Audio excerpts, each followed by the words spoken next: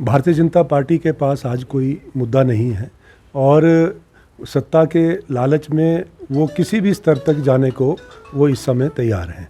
और उसका जो जीता जागता उदाहरण आपने देखा कि विधानसभा का जो बजट सेशन था उसमें किस तरह से उन्होंने कोशिश करी, अपना असफल प्रयास किया, लोकतंत्र पर प्रहार किया।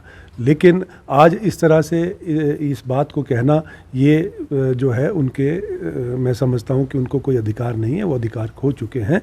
और जो जिस तरह की कारगुजारी पिछले दिनों से उनकी रही है सत्ता को हथियाने की, वो जनता के सामने बेनकाब हो चुके हैं।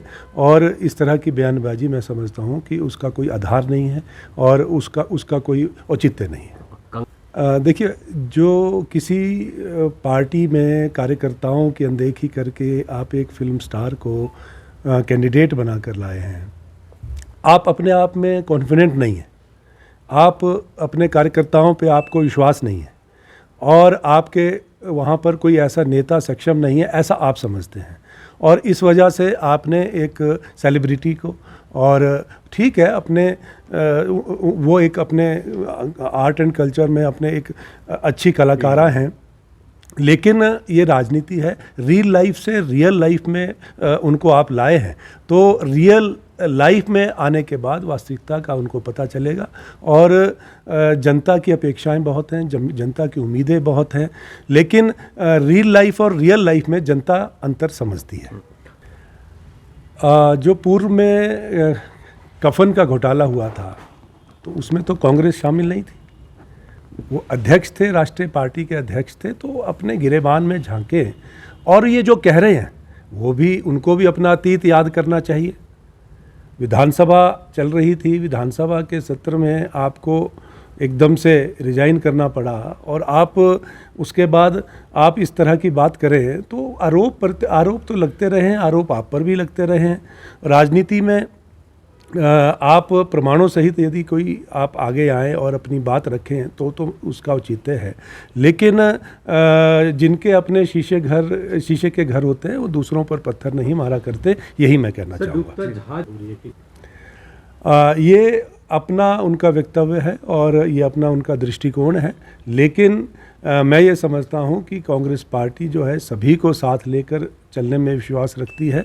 और आने वाले समय में लोकसभा के चुनाव जो होने जा रहे हैं और जब परिणाम निकलेंगे और जो ये उपचुनाव होने जा रहे हैं इसके जब परिणाम निकलेंगे तो आप अपने आप जो है इस बात का जवाब आपको मिल जाएगा, यही मैं कहना चाहूँगा। पॉलिटिकल अफेयर्स की जो मीटिंग आज हमने यहाँ पर रखी थी और उसमें जो आगामी लोकसभा के चुनाव और जो उपचुनाव होने हैं उसके बारे में आज यहाँ पर महत्वपूर्ण चर्चा हुई है। भिन्न भिन्न मुद्दों पर जो है चर्चा हुई है, किस तरह से हमने लोगों के बीच में जाना है, किस तरह किन मुद्दों को हमने लोगों के बीच में ले जाना है। और हर रोज़ का जो घटनाक्रम जो हो रहा है और जिस तरह से भारतीय जनता पार्टी के जो नेता झूठे आरोप लगा रहे हैं और लोगों को भ्रमित कर रहे हैं, उसको किस तरह से हमने उसको काउंटर करना है, इन सब बातों को लेकर आज महत्वपूर्ण चर्चा हुई है। और हम सब इलेक्शन मोड में जा चुके हैं।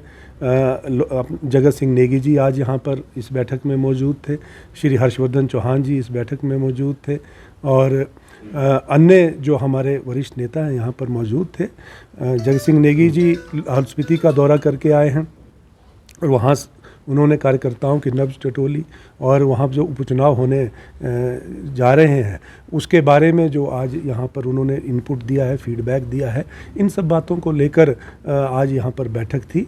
और आने वाले समय में इस तरह की बैठकें चलती रहेंगी और कांग्रेस पार्टी यहाँ पर एकजुट होकर जो है चुनाव में उतर रही है और आने वाले समय में हम एकजुट होकर सभी की सभी सीटें जीतने के लिए का प्रयास करेंगे।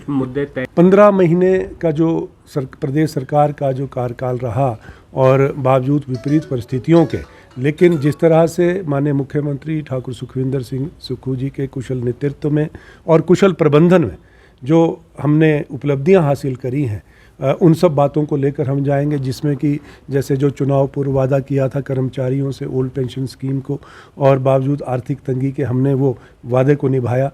और इसी तरह से जो 10 में से बस 5 गारंटी योजनाओं को हम शुरू कर चुके हैं। ये एक बहुत बड़ी बात है। हिमाचल प्रदेश में जो आर्थिक स्थिति है, आर्थिक तंगी है, 15 महीने में, क्योंकि जो जनादेश हमें मिला है वो 5 वर्ष के लिए मिला है, और ये जो 10 गारंटी योजनाएं हमने जनता के समक्ष रखी थी, इनको हमने 5 वर्ष में पूरा करना था। लेकिन आप ये देखिए कि कमिटमेंट देखिए, ये कमिटमेंट दर्शाता है कि 5 गारंटी योजनाओं को हम पूरा कर चुके हैं, जिसमें से 1500 रुपये जो सम्मान निधि के रूप में महिलाओं को देनी थी, जिसका बड़ा शोर जो है भारतीय जनता पार्टी के नेता उठाते थे, तंज कसते थे कि ये कब शुरू होगी।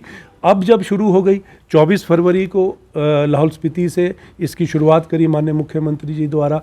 लेकिन बड़ी दुर्भाग्य की बात है कि जब ये शुरू हो गई और 2,43,000 के करीब जो महिलाएं हैं, जो पात्र महिलाएं हैं हिमाचल प्रदेश में, उनको ये मिलने जा रही थी, जिसकी शुरुआत हो गई थी, चीफ इलेक्शन कमीशन के पास ये जाते हैं, और इन्होंने भारतीय जनता पार्टी के नेता, विपक्ष के नेता वहाँ पर जाकर इसको इन्होंने रुकवा दिया। ये इन सब बातों का जवाब जो है आने वाले समय में चुनाव में हमारी मातृशक्ति भी देगी और प्रबुद्ध मतदाता भी देगा।